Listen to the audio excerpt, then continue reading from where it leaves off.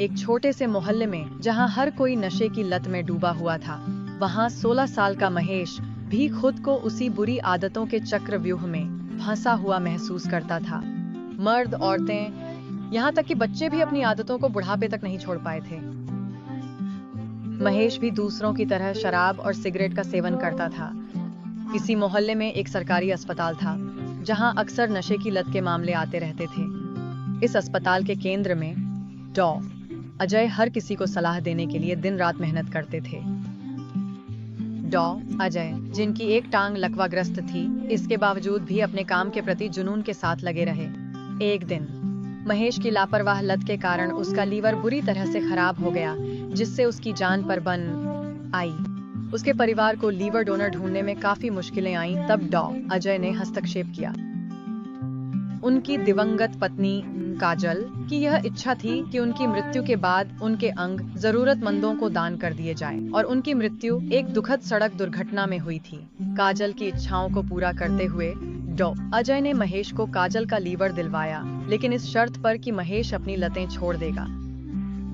शुरुआत में महेश ने नशा न करने की कसम खाई, लेकिन जल्द ही उसकी तीव्र इच्छा ने उसे फिर से लत की ओर धकेल दिया। समय बीतने के साथ महेश के माता पिता का निधन हो गया, जिससे वह पूरी तरह अकेला रह गया। उसका जीवन बिखर गया। वह खाने के लिए दर दर भटक कर भीख मांगने लगा। फिर भी वह अपनी लतों से छुटकारा नहीं पा सका। एक बार फिर महेश खुद को अस्पताल में पाया, और इस बार उसकी देखभाल डॉ. अजय के बेटे अकुल ने की, क्योंकि उसके पिता का निधन हो चुका था। अकुल ने महेश के साथ अपनी कहानी साझा की, यह बताते हुए कि वह भी कभी नशे की गिरफ्त में था। युवावस्था में अकुल दोस्तों के साथ शराब के आनंद में डूबा रहता था, यह जाने बिना कि यह कब उसकी आदत बन गई।